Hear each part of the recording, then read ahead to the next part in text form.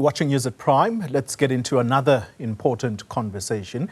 Cooperative Governance Minister Velenkosini Hlabisa has expressed confidence in his department's state of readiness for the summer disasters. He says all structures around the country are on standby. Well, the minister joins me now and to talk to us about that state of readiness. Minister, before we launch into the state of readiness of the various disaster teams in the 9 provinces, perhaps it's worth asking whether you have been engaging weather experts, the South African Weather Service, about the extreme weather conditions we are experiencing. What are they telling you? Are these, particularly when it comes to rain, are these your normal seasonal rains, or is there something particularly unusual about what we are seeing? Good evening, Oli, and the viewers of Newzroom Afrika. The truth of the matter, Oli, we are living in the times of climate change. What has been normal in the past is completely abnormal. As you saw the snow, we were keen to welcome the snow. Unfortunately, the snow went beyond our expectation and nearly caused a crisis. The rains we are experiencing are part of the climate change. That is why we need to be vigilant so that we are not overcome by the rains which we will classify as normal, yet they turn out to be abnormal.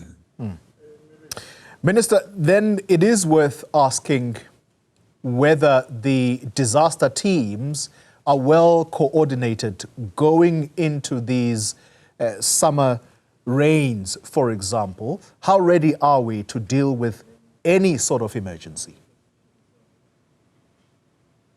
The disaster management team at a national level has been activated at all 9 provinces, and at the municipal level, the activation has been done. The interministerial committee that deals with disaster management held its meeting yesterday evening, because we do not want to leave anything to chance as we are approaching the summer season, and all our municipalities have been written to that all people dealing with fire, with disaster, should not go on leave up until after the summer season, so that whenever there is a disaster, everybody must be on site. We should not be running up and down looking for people and told they are on leave. We have activated all sectors that work together with national disaster to ensure that we will be ready to act earlier, not to evaluate the damage of disaster. That's very comforting, Minister, and I'm sure South Africans will sleep easy tonight. However, all of this needs money, and that important question has also got to be asked in a time of budget cuts. How ready are you in terms of finances in trying to make sure that every available resource is there in a time of crisis? On Thursday, the Minister of Finance will be tabling a revised budget. I do know there is an allocation that will be given to Cogta, that will be given to provinces and municipalities as grants, but to redress the damage of the past disasters. That will bring relief, because it is disaster after disaster, yet there is no reliefs in terms of funds that are available. We are appealing. That is why during the day we called and appreciated the private sector, the NGOs who come on board whenever a disaster occurs, and we will be mobilizing every resource. As I said, we do not want to leave anything to chance, and whenever the alerts are made at a higher level, we will have to evacuate people in those areas, especially people who are living in flood-prone areas, to safer areas up until the heavy rains are over. But we are working together as departments to ensure that we redirect some funds in order to completely relocate people who are living in floodplains into safer areas for permanent settlement, so that we little and step by step remove our people from floodplains. Consequence management, Minister, is another important conversation. Last week, I had a conversation with the MEC of Cogta in the Eastern Cape, who was absolutely enraged at the level of poor performance of one of the municipalities in the areas that was hardest hit by the floods. And he was clear that stormwater drains have not been cleared, as had been his instruction on a previous occasion. And I asked, when are people going to see action, particularly against the municipal manager and whatever technical teams that are there? How eager are you to see people being disciplined for simply not doing their jobs? Only the reason why we are activating all systems early, we do not want anyone to sleep on duty. I agreed last week with a Cogta MEC in Eastern Cape when he conveyed his frustration as a result of poor care in the drainage system, which he had alerted the officials that he will take actions which I support.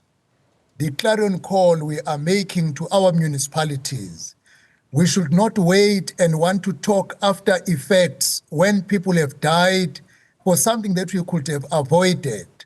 The drainage system must be cleaned. I was encouraged when I saw photos in some of the municipalities that are cleaning their drainage to ensure that water flows, and we will be monitoring all municipalities to ensure that this is done as a precautionary measure so that water can flow easily, to avoid the kind of disaster we have seen where a proper action was not done or taken timeously. There is news, Minister, coming through from our colleague in Mpumalanga, who says that there has been a hailstorm in one of the areas in that province, and it would appear that there are some fatalities. I know that this is probably information you're interacting with for the first time through this show. Are you able to tell us anything about that? Have you been alerted to this? Actually, as I've just indicated, and the viewers, even they can see, I'm holding the interview in the car. I've just landed in Cape Town after a 2-hour flight.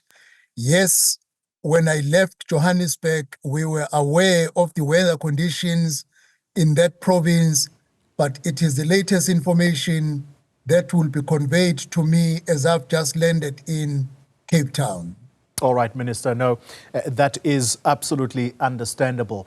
I can't let you go, though, without asking this final question.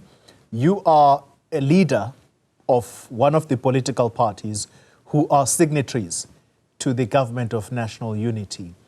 When you see the kind of public spats, at least that's what they're being termed, between the ANC and the DA particularly, does that concern you? What is your understanding of what is going on, particularly when it comes to policy positions? It is not good for the interest of our country and for the interest of the Government of National Unity because we have a clearinghouse which composed of leaders from all 10 political parties.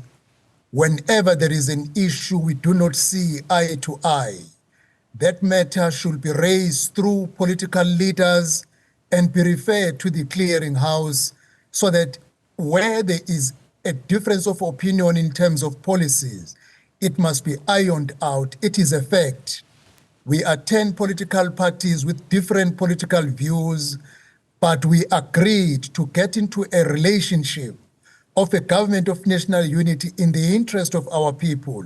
So any divergent view, if it is expressed openly to an extent it is done currently, it is not good for our country. But I'm confident our leaders are matured enough to rise beyond party issues and refer them to a clearinghouse and get a common ground other than use it in the public domain.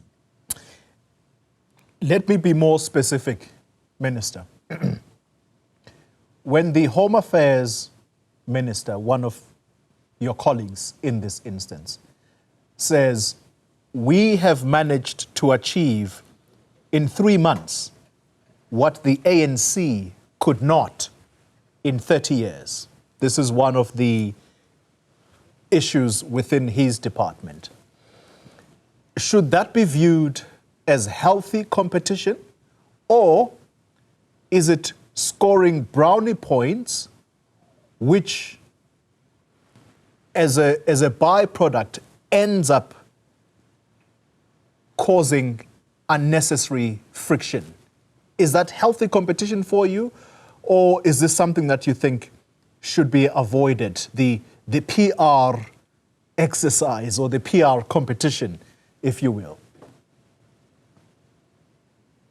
From the point where I stand as a leader of the IFP, I think we must demonstrate to the people of South Africa how capable we are to turn things around than to clap hands for ourselves.